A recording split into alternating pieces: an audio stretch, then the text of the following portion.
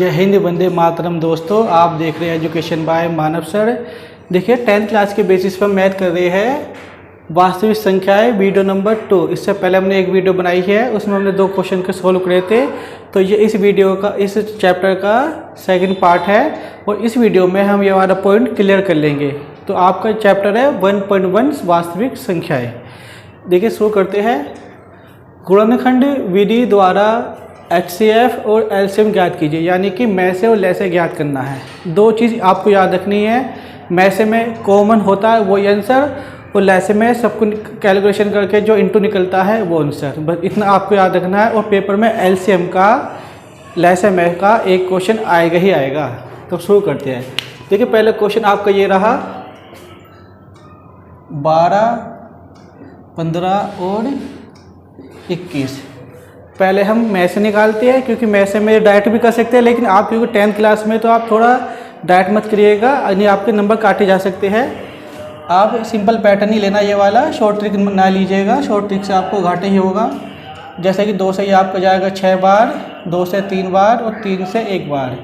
यहाँ पर हम 3 से लेंगे, 3 से 5 और 5 से ये 1। यहाँ पर 3 से 7 और 7 से 1।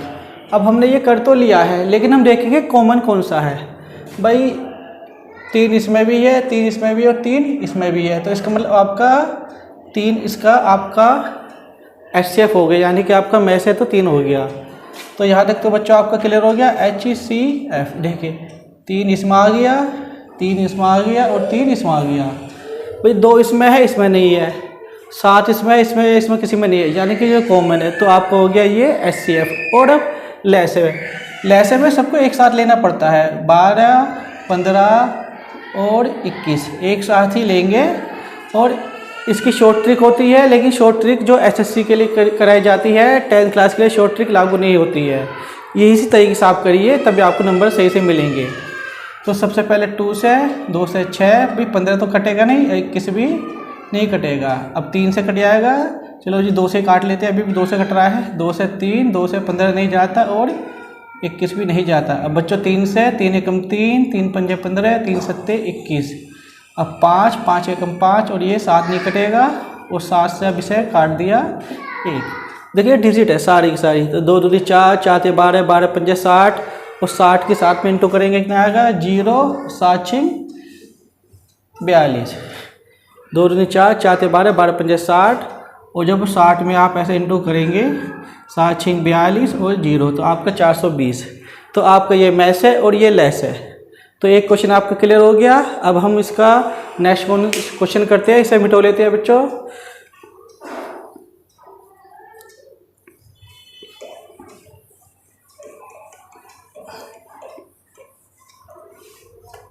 नेक्स्ट क्वेश्चन हमारे पास है 17, 23 और 29।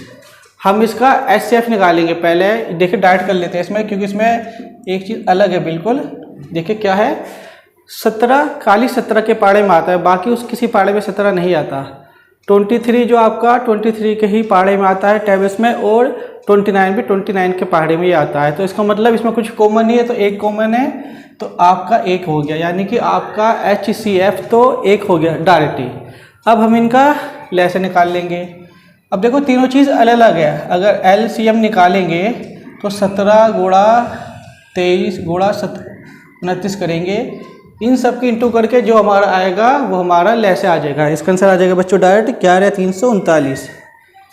11,339। तो ये आपका आंसर हो गया है। अगर मैं कैलकुलेशन करूँगा तब भी वही बात पड़ने वाली है। तो बच्चों आपका क्वेश्चन नंबर 2 क्लोज हो गया। अब हम थर्ड क्वेश्चन करते हैं।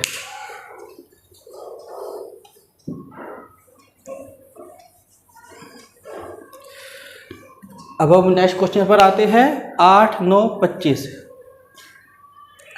8, 9 और 25। फिर 8 का पहले हम ऐसे निकालेंगे, में से ही 2 से 4, 2 से 2 और 2 से 1। इसमें देखा जाए तो ये हमारा बस 3 से जाएगा, बाकी किसी से नहीं जाएगा। और ये हमारे किससे जाएगा, 5 से 5 और 5 से 1। अब इसमें एक चीज़ भी कॉमन हो गई है। सबसे पहली बात तो किसी में भी कोई भी चीज़ तीनों टेबल में नहीं जा रही है भाई, 8 2 से जा रहा है, ये 3 से, ये 5 का, यानी कि कोई भी चीज़ अलग नहीं है, तो फिर इसका मतलब एक कॉमन हो गया।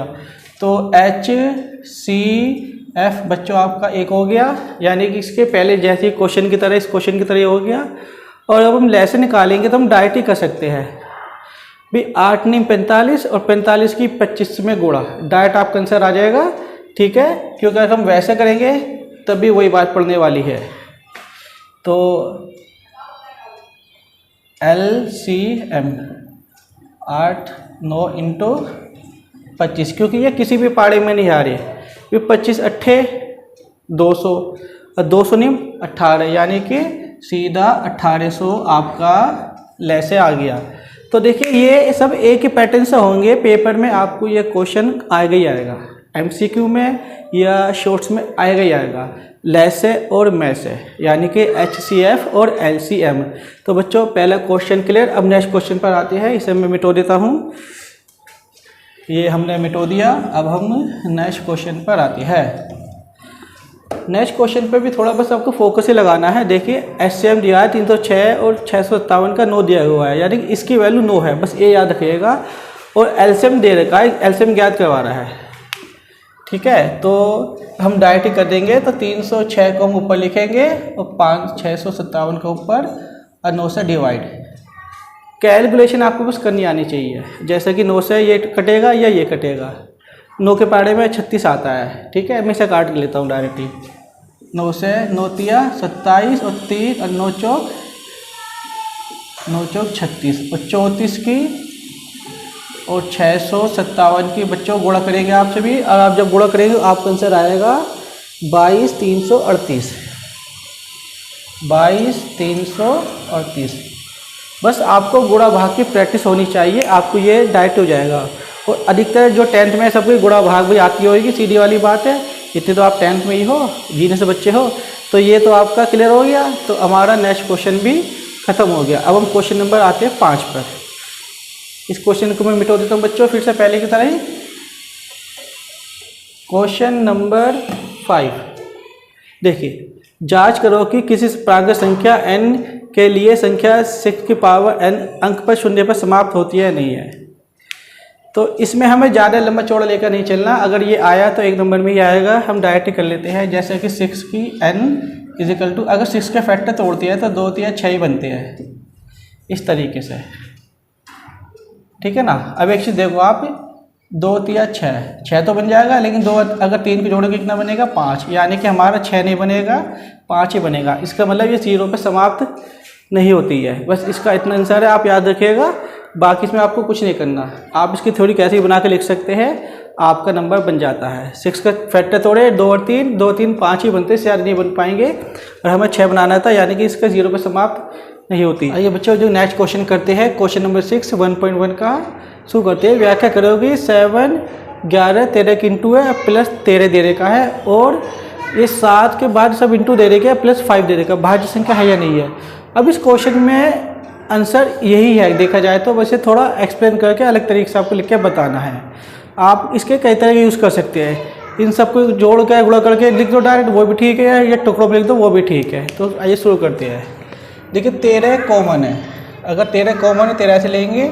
7 और 11, 7 इंटू 11 इंटू 1 और इसका प्लस 1 13। भाई 11 7 77, 77 एकम 77 प्लस 1 78 78।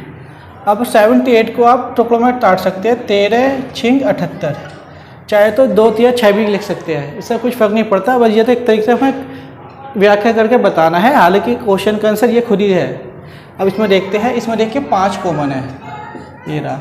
अगर 5 लिख देंगे तो इन सबको हम इंटू कर देंगे, इसकी इन सबको इंटू करेंगे तो आएगा 100। और कितना आएगा बच्चों इसका, ये है आपका 7 100 आए भी क्वेश्चन 1008 1008 आएगा, और प्लस का इसका 1 5 100 और 9, इनकी इंटू करो या छोड़ो, इससे क्या फ़र्क पड़ने वाला है।